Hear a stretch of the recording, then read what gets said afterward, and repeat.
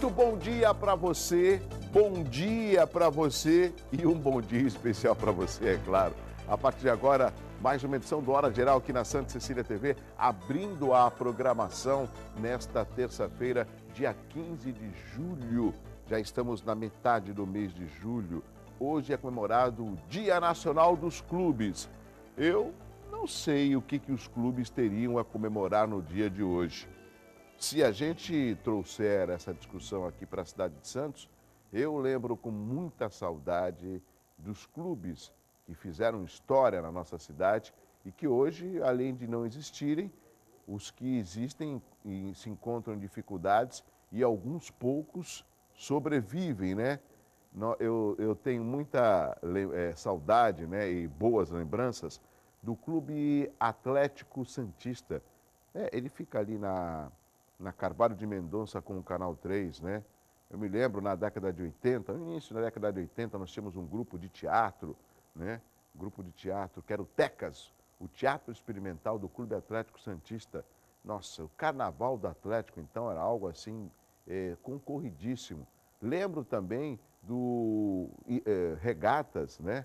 Do Clube Regatas, ali na praia. Lembro também do Caiçara, enfim, tantos clubes que de um determinado tempo para cá, lógico, não era tão prioridade você investir em lazer na época dos clubes, né? Então, muitos dos empreendimentos imobiliários de hoje acabam tendo a estrutura também de clube, ou seja, quadra de esportes, sauna. Então, os clubes foram enfraquecendo, né? Então, poucos sobrevivem e ainda com muita luta e a participação, lógico, de quem paga a mensalidade. O Clube Internacional de Regatas, o Saldanha, né? Nós temos alguns clubes, Clube dos Ingleses, nós temos o Tênis Clube aqui no Boqueirão, né? Um belo de um clube. Então, alguns clubes ainda se mantêm aí lutando e vencendo o tempo. Eu acredito que esses clubes deveriam investir mais no esporte, na prática esportiva e abrir aí escolinhas para poder arregimentar um grande número de jovens e de adolescentes que procurem ou devam procurar os clubes para ter a prática esportiva. Isso é fundamental. Aqueles clubes que sobrevivem, hoje é o dia de vocês, tá certo? Bom, a partir de agora tem o Hora Geral, nós temos o site euestoucomvocê.com.br, temos também o e-mail que é o horageral@euestoucomvocê.com.br e temos o telefone que é o 3041-6777. Esse é o telefone que você pode ligar, participar, mandar mensagem, sugerir um convidado, né? Tudo isso aqui no Hora Geral. Muita gente está ligando, né? Querendo mais informações sobre muitos assuntos ligados à cidade de Santos e interessantes, o Guarujá e também São Vicente. Na medida do possível, nós vamos convocar, lógico, né, essas autoridades, esses convidados, para que eles possam participar aqui do Hora Geral, tá certo? Não se esqueça que eu estou com você. A partir de agora, em nome de Nita Alimentos, com Nita é muito mais gostoso. Vamos conhecer as manchetes dos principais jornais desta terça-feira. Vamos lá.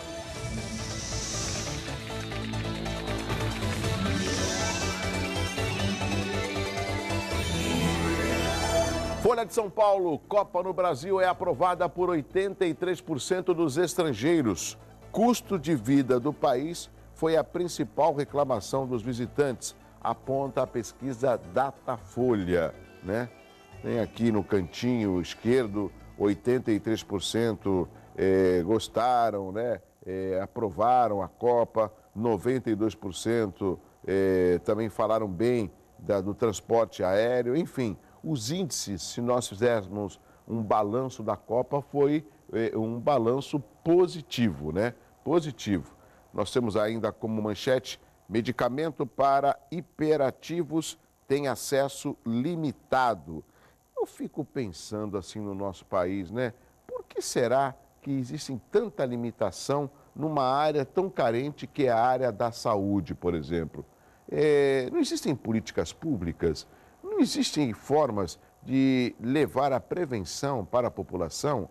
E olha, a gente fala de Ministério da Saúde, a gente fala de Secretaria Estadual da Saúde e Secretaria Municipal, ou seja, são 3 órgãos. Eu sei que muitas vezes é difícil a gente ter um projeto em nível federal sendo aprovado. Depende de aprovação, depende muitas vezes de políticas, né? Mas eu fico chateado quando eu vejo uma nota como essa, ou seja, por que limitar algo que possa dar uma sobrevida, uma expectativa maior de vida para quem depende de um tipo de medicamento? Isso, porque nós estamos no século XXI, hein?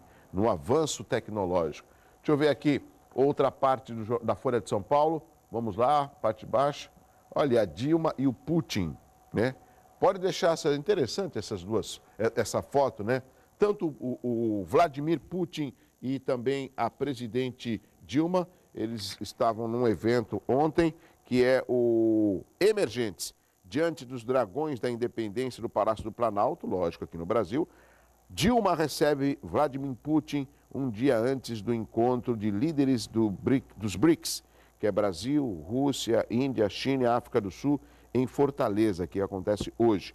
O presidente russo defendeu em entrevista que o grupo aumente o seu peso político para fazer um contraponto. Lógico que quando a gente fala desses países emergentes, e o Brasil faz parte, a gente tem que entender que pelo menos esse é o meu entendimento, que toda essa luta e esse envolvimento desses países que hoje têm uma economia emergente, por incrível que pareça, o Brasil faz parte, que esse crescimento seja focado para crescimento que tenha parte a sua população. Não adianta eu ter bons índices e ter uma população de analfabetos. Não adianta eu ter bons índices e eu ter problemas habitacional. Não adianta eu ter bons índices e eu ter problema na saúde, por exemplo, né?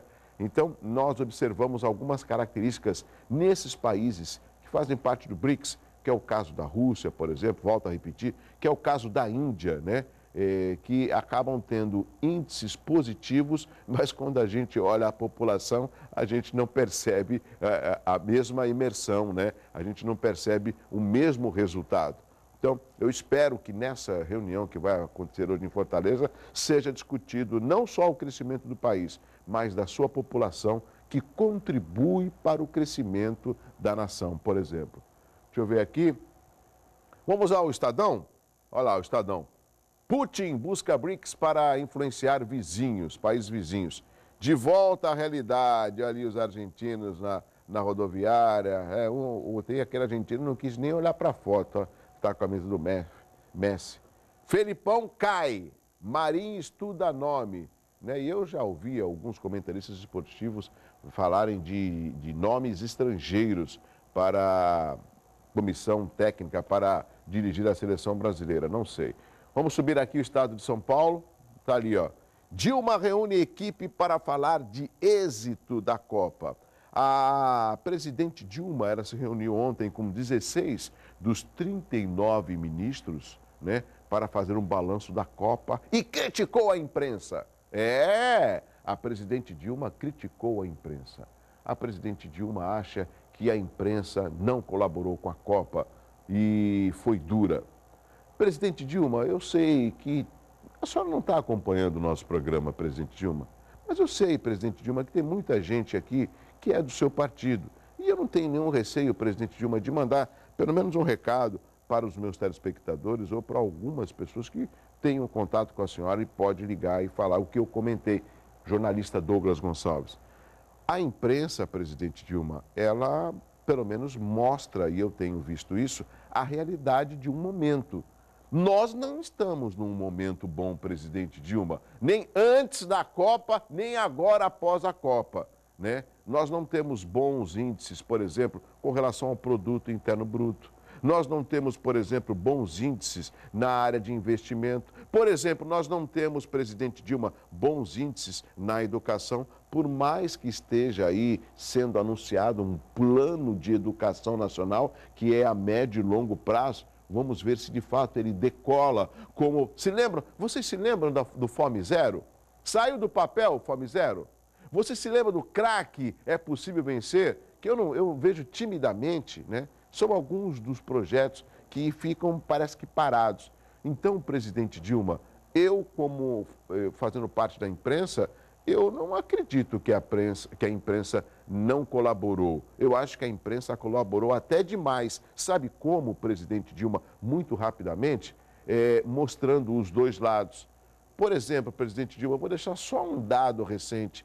O que a senhora diria de 2,4 bilhões de ágio para a reforma dos 11 estádios de futebol? Não é uma cifra significativa, presidente? Ou a senhora acha, por exemplo, presidente Dilma, que a imprensa não deveria relatar isso, mostrar isso à população? Por exemplo, presidente Dilma, o investimento no Porto de Cuba. A senhora acha que a imprensa não deveria falar para os brasileiros que o governo do Brasil aplicou um aporte significativo de dinheiro para investir no Porto de Cuba, enquanto o nosso porto aqui de Santos está sucateado, caindo aos pedaços, e nem uma frente, um curso para qualificar os trabalhadores do porto, que tem um CENEP, que é o Centro de Excelência, nem isso consegue sair do papel. Então, presidente Dilma, me desculpa, fazendo timidamente parte de uma imprensa, né, da imprensa aqui da região metropolitana, eu acho que a senhora errou. Agora, presidente Dilma, está numa sala para falar com 19 dos 16, dos 39 ministros, lógico que todos vão babar ovo. E, ao final, a senhora deve ter sido aplaudida, né? No final, acho que aquela reunião está... Muito bem, presidente! Porque eles estão lá, por quê? Porque a senhora os colocou. Vamos continuar com a manchete aqui? Olha lá. Felipão cai, Marinho estuda nome, ficha limpa enquadra quase 200 candidaturas em todo o país. Vamos, olha lá, está de volta à prisão. Ele que é o responsável da venda de ingressos superfaturados. E a informação que eu tenho é que alguns ingressos chegaram a ter valor até 15 vezes mais caro do que o valor original. Olha só o quanto que eles faturaram. Vamos agora aos jornais locais. Jornal A Tribuna traz como destaque: impasse e trava a liberação de novo acesso ao porto. Despesas com faixa extra dividem Artesp e terminais. Olha, o centro comercial do Gonzaga. É mesmo, eu pensei que ali iriam subir uma construção. Impulso ao comércio no Gonzaga. Esse centro comercial, ele fica ali na Floriano Peixoto. Fim da Copa abre espaço para promoções. Santa Casa tenta a solução para dívidas. Deixa eu ver aqui outra parte do Jornal A Tribuna. Ali, 30 meses depois, aquele navio italiano acaba... olha só, gastaram mais de 1 milhão para tirá-lo, né? Pode deixar a foto, deixa a foto, para tirá-lo do fundo do mar, né? Olha só que imagem impressionante. Olha lá, Brasil e Rússia selam acordos de 10 bilhões de dólares. Filipão sai e CBF estuda alternativas. Deixa eu ver aqui, Diário do Litoral, trazendo como destaque a seguinte manchete: demitido. CBF confirma a saída de Felipão e toda a comissão técnica. Novo técnico ainda é mistério, mas estrangeiro vira possibilidade. Outra parte aqui do Diário do Litoral, vamos ver a parte de baixo. Deixa eu ver. Mãe pede ajuda para operar filho. Doença rara. Terracom e categoria se encontram hoje no tribunal. É audiência que visa acabar com a greve dos coletores de lixo em São Vicente, também em Praia Grande. Cubatão, cidade tem nova secretária. Olha, tô para ver uma cidade que troca de secretário. Cubatão, é impressionante. Ontem eu estava assistindo a entrevista da prefeita Márcia Rosa. Eu não sei por que a prefeita Márcia Rosa não vem aqui no Hora Geral. Eu já fiz vários convites para ela. E eu não tenho nenhum tipo de vergonha de falar que eu já encontrei a prefeita em alguns eventos, solenidades, e pessoalmente fez o convite. Ah, sim, eu vou, Douglas. É só me convidar. Falei, prefeito, eu já convidei. Agora, se a sua assessoria não é competente para dar informação ou lembrá-la, é outro departamento. Mas mesmo assim, prefeito, eu consegui assisti-la ontem no painel debates com o meu amigo Edgar Boturão, né? Eu achei que a senhora deveria explicar mais a situação de Cubatão. Até o advogado Pacilo foi muito elogiado, né, pela senhora. Talvez uma certa cautela para não entrar em assuntos polêmicos, porque Cubatão, eu nunca vi uma cidade para mudar tanto de secretário como de Cubatão, né? Eu espero que essas mudanças estejam visando, em primeiro lugar, a população, ou seja, o morador de Cubatão que sofre muito. Rapidamente, mais aqui, Executivo se apresenta à Justiça, são os ingressos da Copa, que nós mostramos no Estadão. Tem mais jornais? Acho que são só esses. Essas foram as principais manchetes de hoje dos jornais nesta manhã de terça-feira. O ex-goleiro Edinho, filho de Pelé, continua preso mesmo após ter sido beneficiado com habeas corpus. A Justiça determinou que ele poderia responder em liberdade se fosse monitorado 24 horas. Mas, segundo a Secretaria de Administração Penitenciária do Estado de São Paulo, as tornozeleiras utilizadas são exclusivamente para monitoração de regime semiaberto, que não é o caso do ex-goleiro. Edinho está no 5º DP de Santos e, se o impasse não for resolvido, pode ser transferido para o presídio de Tremembé. Óbvio que a família e o próprio Edinho não querem isso. E quem está lutando para reverter essa situação é o advogado, o Dr. Eugênio Malavaz, que já pediu a reconsideração da liminar para cancelar esse monitoramento eletrônico. E se tudo correr bem, Edinho pode ser libertado ainda hoje. Só para lembrar aos telespectadores, o Edinho foi preso na semana passada após não apresentar o passaporte à Justiça. No final de maio, ele foi condenado a 33 anos de prisão por crime de lavagem de dinheiro e associação ao tráfico de drogas. Mais informação aqui no Hora Geral. Será realizada na manhã desta terça-feira uma audiência de conciliação entre as empresas que realizam a coleta de lixo nas cidades de São Vicente e Praia Grande e os funcionários. Mesmo com 70% do efetivo, as ruas estão cheias de lixo e a população continua reclamando da situação. O Tribunal Regional do Trabalho tentará mediar um acordo para acabar com o impasse em relação ao reajuste salarial de 12,5% reivindicado pelos trabalhadores. Vamos até Peruíbe. A cidade já conta com uma nova empresa para realizar o transporte público no município. Os novos ônibus da transportadora turística Estrela Maior já estão circulando pela cidade. O valor da tarifa continua o mesmo e não houve nenhuma alteração nos itinerários de circulação. Segundo o Sindicato dos Trabalhadores de Transporte Rodoviário de Santos, nenhum funcionário da Intersul ficará desamparado. Em reunião com a Prefeitura e a nova empresa, ficou definido que os trabalhadores serão contratados pela nova empresa. A Prefeitura rescindiu o contrato com a Intersul na última quinta-feira. E este contrato com a atual empresa é emergencial e dura 180 dias até que a licitação seja concluída. De Bertioga, não. De Peruíbe, vamos até Bertioga. Já em Bertioga, os motoristas de ônibus da aviação Bertioga, responsáveis pela movimentação de 70 ônibus e 15 mil passageiros por dia na cidade, estão em estado de greve. A categoria reivindica R$ 1.800 para os motoristas, já com reajuste e a dupla função, ou seja, por cobrar e dirigir, eles também pedem um reajuste de 8% para os demais e vale transporte de R$ 19.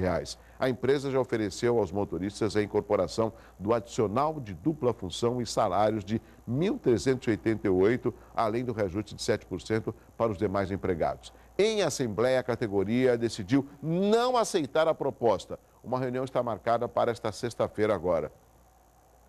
E também, vamos continuar no transporte, a situação se repete na cidade de Santos. Os motoristas da aviação Guaiúba, responsável pelo transporte seletivo, esse daí que você está vendo na tela, né? Responsável pelo transporte seletivo, eles estão... O que está acontecendo com o TP hoje que está parado aqui? Eu quero ler mais a notícia. Parou aqui, travou o TP? Travou o TP? Então vou tentar falar para vocês corretamente. Esse seletivo, pode deixar a foto, ele faz um transporte aqui na cidade de Santos. Então, os motoristas também, eles querem parar, né?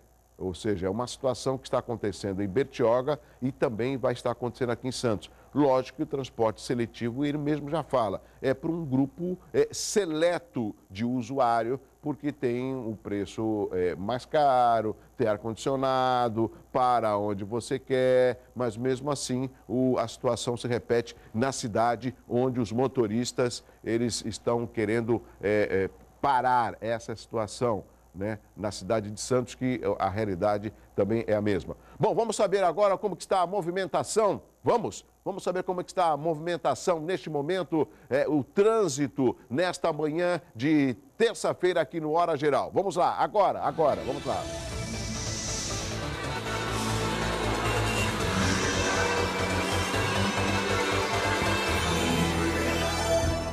Nesse momento, o sistema Anchieta Imigrantes com a operação 5x5. É exatamente.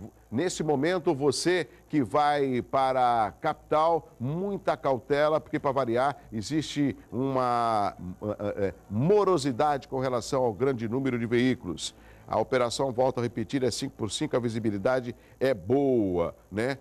Nós temos também o rodízio em São Paulo para veículos com placas finais 3 e 4, né? Lembrando que as balsas, Santos Guarujá, 6 embarcações, Guarujá Bertioga, uma embarcação e São Sebastião e Ilhabela com 3 embarcações e apesar do tempo estar encoberto, a visibilidade é boa nas travessias litorâneas. Vamos saber agora o tempo? Como será o tempo nesta manhã de terça-feira? Saberemos agora. Hoje, na Baixada Santista, teremos um tempo bom, ou seja, sol entre nuvens. Não há previsão de chuva para esta terça-feira. É uma boa mensagem, né? Um bom lembrete, uma boa previsão. O tempo vai permanecer assim durante toda a semana, com clima ameno. Em Santos, a mínima é de 15 e a máxima de 25 graus. Rápido intervalo, na sequência eu quero conversar com Marcelo Bueno. Ele é o diretor executivo da Agência Metropolitana da Baixada Santista. E eu já vou colocar uma pergunta aqui no ar para o Marcelo Bueno, que já está na recepção tomando um cafezinho. Com a eleição que já teve início, a campanha eleitoral, Marcelo Bueno, as obras aqui na nossa região, elas também param? Essa é a primeira pergunta que o Marcelo Bueno já vai responder aqui no estúdio do Hora Geral. Eu volto já, é muito rápido.